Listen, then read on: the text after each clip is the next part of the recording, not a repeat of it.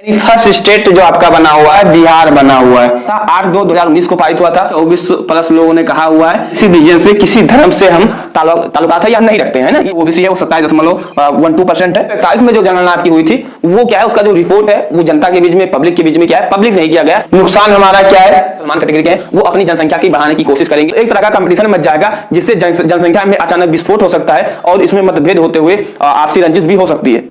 जातीय जनगणना का जो रिपोर्ट है आने से बहुत लोग को क्या है 99% लोगों को फायदा होगा। इसमें कुछ माइनॉरिटी का या कुछ वर्ग का क्या है नुकसान भी है। तो किनका फायदा है, ये क्या है, अगर आप स्टूडेंट हैं तो आपके मन में जो कॉम्पिटिटिव एग्जाम संबंधित यानी एग्जाम संबंधित करंट अफेयर्स में से चीजें इसमें एग्जाम में पूछी जाएंगी, तो आप परेशान ना होइए, वो भी चीज बात करेंगे। इसका फायदा क्या, नुकसान क्या है, इसका क्या है, इतिहास क्या रहा है, कब कब जनगणना हुई है, तथा जो हमारी बिहार की जो हाल ही रिपोर्ट आई है बिहार से संबंधित अगर हम बात करें तो इसमें जो आपका चाहे हिंदू मुस्लिम हो सिख ईसाई या जो हमारा वर्ग होता है उसमें क्या क्या रिपोर्ट है हर चीज आपको बताएंगे। तो मित्रों मैं हूं राजेश और कॉम्पिटिटिव एग्जाम से संबंधित हर इंफॉर्मेशन हर जानकारी आपको इस चैनल पर मिलती रहती है। तो अगर चैनल पर नए सब्सक्राइब करके जैसे वीडियो लाते हैं तो आपको मिल जाए। देखिए सबसे पहले बात करते हैं जो जनगणना अभी का रिपोर्ट बिहार सरकार ने जारी किया है उसे हम जाति जनगणना या जातीय आधारित जनगणना के नाम से जानते हैं।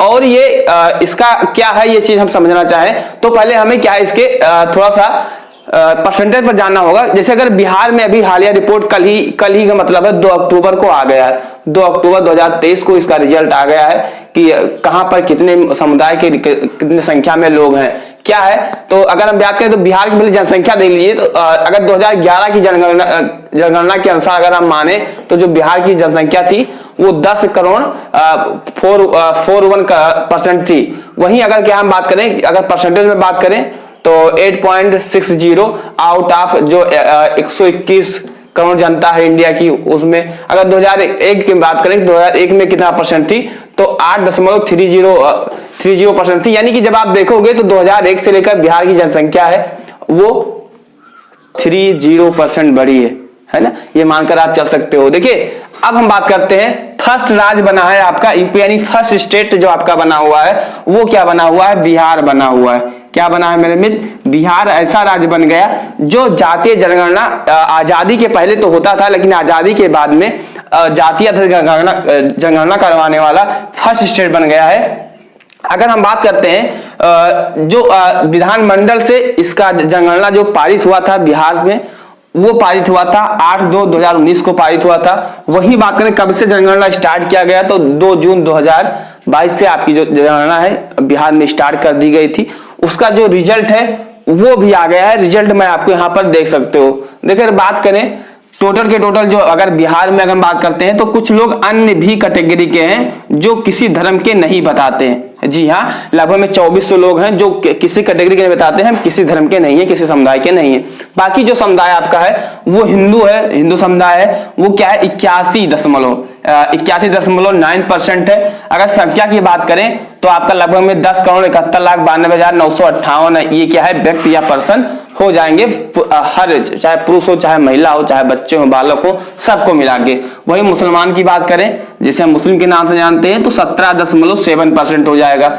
आप देख सकते हो 23,14,99,25 ये आपका क्या है नंबर हो गया। 2,31,49,925 हो जाएगा। ईसाई की बात करें तो 0.0576% हो जाएगा। 6 ये आपका हो जाए।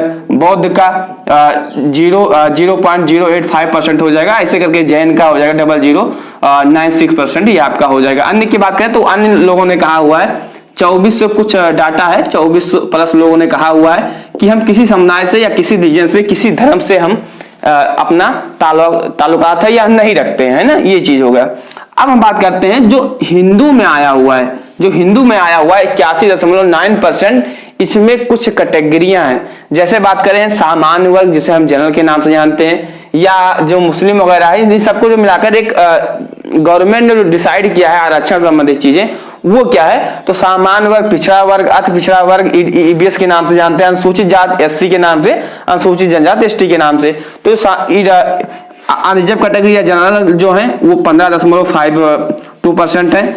एंड देख सकते हो जो आपका पिछड़ा वर्ग है ओबीसी है वो 27.12% है, ये आपका हो गया। एंड ईबीएस का जो 36.01% है ये आपका हो गया। एंड जो SC के लिए है वो 19% है एंड अनुसूचित जनजाति जो है वो 1.68% है। ये आपका डाटा है। अब हम बात करते हैं इसका जो इतिहास कब रहा है, तो 1931 में सफल जातीय आधारित गणना हुई थी, उसके बाद में जातीय आधारित गणना नहीं हुई। फिर 1941 में भी करवाया गया, लेकिन 1941 में जो जनगणना आपकी हुई थी वो क्या है, उसका जो रिपोर्ट है वो जनता के बीच में, पब्लिक के बीच में क्या है, पब्लिक नहीं किया गया, जारी नहीं किया गया, तो इसको मान सकते हैं ये नहीं हुई। तो जो अगर आपके एग्जाम में पूछा जा रहा है कि इतिहास में या पिछले लास्ट जनगणना कब हुई थी जो अभी बिहार ने जारी किया है, तो कब हुई थी, 1931 में ऑल इंडिया की ये जनगणना थी। अब बात करते हैं 1951 में जनगणना तो हुई, लेकिन उसमें आपका ये जो रिपोर्ट था ये सब चीजें नहीं शो की गई। इसमें सिर्फ आपकी जो बेसिक डिटेल होती है वो शो की गई, लेकिन जांच संबंधित इसमें कोई नॉलेज नहीं शो किया गया। अब हम नेक्स्ट बात करते हैं जो आपकी जनगणना हुई है बिहार में, उसमें 5.18 लाख लोगों ने क्या कर्मचारी हैं वही काम करते हैं। अच्छा, इसमें कौन से कर्मचारी काम करते हैं, इसके लिए क्या अलग से कोई टीम बनाई जाती है, क्या होती है? देखिए, जो आपके गांव में सफाई कर्मचारी होते हैं या आशा कर्मी होते हैं या आंगनबाड़ी के होते हैं, वही सब क्या है जनगणना करते हैं, वही सब क्या है इसका जो रिपोर्ट है पब्लिक करते हैं। इससे फायदा क्या होगा लोगों के, क्या फायदा होगा लोगों को? अगर इतना पैसा खर्च किया जाता है, इतने लोग का अगर श्रम दान अगर लग रहा है, तो इसमें क्या फायदा चलेगा? तो मैं बता दूं, इसमें यह फायदा होगा कि लोगों की जो ऐसा स्थिति है कि कौन सा वर्ग कितने नंबर में है, कितनी संख्या है, तथा जो उनकी यथा स्थिति है वो क्या है, उनको किस चीज की जरूरत है। अगर जैसे आपके खेत में आप नहीं जाओगे, अगर आप खेत का सर्वे नहीं करोगे तो आपको कैसे पता चलेगा कब हमारा खेत पानी मांग रहा है, कब खेत मांग रहा है, कब आपका खाद मांग रहा है। तो ये सब चीजें अगर आपके पास रिपोर्ट नहीं होंगी तो आप उनका निवारण नहीं कर सकते, और जैसे चीजें चल रही वैसे चलती रहेंगी। और बिहार में वैसे जनसंख्या घनत्व, गरीबी, ये सब बहुत कुछ है। तो इसी कारण क्या है, बिहार सरकार ने जहां तक लगता है बहुत अच्छा कदम उठाया है। नेक्स्ट, अगर हर सिक्के के दो पहलू होते हैं, कुछ फायदे हैं तो कुछ नुकसान भी हैं। नुकसान हमारा क्या है, ये नुकसान क्या है, जैसे मान लीजिए अगर आप यहाँ पर जो हमारा वर्ग देखोगे तो आपने जब देखा होगा हिंदू देखा होगा तो 81% है, वही मुस्लिम का जब आप देखोगे तो 17% है। अब मुस्लिम वाले क्या सोचेंगे कि मैं 17% हूं, अब मुझे क्या है इनसे ऊपर निकलना है, यानी 81 से मुझे 82 होना है। तो ये क्या करेंगे, जो मुसलमान कैटेगरी के हैं वो अपनी जनसंख्या की बढ़ाने की कोशिश करेंगे, और जो गवर्नमेंट के द्वारा जो परिवार नियोजन हो, ये सब चीजें जो योजना चलाई जाती हैं वो क्या है, अब इस चीज को वो क्या ध्यान नहीं देंगे, क्योंकि उनका अब जो टारगेट है कि हमें अब अपनी जनसंख्या को बढ़ाना है। तो अब बौद्ध वाले हैं वो भी सोचेंगे मुझे अब बढ़ाना है, तो एक तरह का कंपटीशन मच जाएगा, जिससे जनसंख्या में अचानक विस्फोट हो सकता है, और इसमें मतभेद होते हुए आपसी रंजिश भी हो सकती है ना। तो ये थोड़ा सा इसका नुकसान भी है। लेकिन अगर हम चीजों को सुधार नहीं करेंगे तो आगे कैसे बढ़ पाएंगे? जो बेचारे क्या है सरकारी सुविधाओं से या उनकी जो कुछ चीजें नहीं हो पा रही हैं, वंचित हैं, तो उनको भी हमें क्या है लाभ पहुंचाना चाहिए, उन्हें भी क्या है एक मुख्य धारा में लाने की कोशिश करना चाहिए। नेक्स्ट हम बात करते हैं एग्जाम पॉइंट ऑफ व्यू से हमारा क्या इंपॉर्टेंट है। देखिए, सबसे पहले मैं आपको बता दूं, एक चीज आपको ध्यान रखना होगा कि फर्स्ट जातीय आधारित गणना करवाने वाला राज्य कौन सा बन गया, तो बिहार बन गया। इसका जो मंडल यानी जो विधान मंडल से जो हमारा पारित किया गया था वो कब पारित किया गया था, तो 18/2/2019 को पारित किया गया। कब से स्टार्ट किया गया, तो 2 जून 2022 से स्टार्ट किया गया। अब इसके थोड़ा सा, क्योंकि हमारा जो करंट अफेयर्स बनता है वो थोड़ा सा पीछे जाकर भी बन जाता है, तो आपको ये ध्यान रखना होगा कि लास्ट जातीय आधारित जनगणना भारत में कब करवाई गई थी। तो वो क्या है, जब आपका हमारा देश उनके अंग्रेजों के अधीन था, गुलाम था, तब करवाया गया था, तो 1931 में करवाया गया था।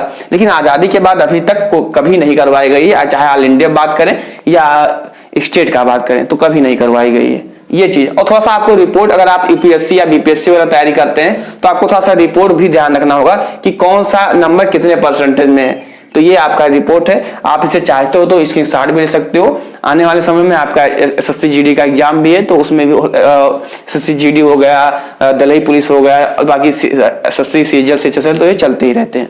तो आप इस सब रिपोर्ट को नोट कर सकते हो। चैनल पर नए मित्रों तो सब्सक्राइब करिए, क्योंकि जैसे हम वीडियो लाते हैं तो आपको मिल जाए, क्योंकि कॉम्पिटिटिव एग्जाम से संबंधित हर जानकारी आपको चैनल पर मिलती रहेगी। तो प्लीज इस वीडियो को ज्यादा से ज्यादा शेयर कीजिएगा। जय हिंद, वंदे मातरम।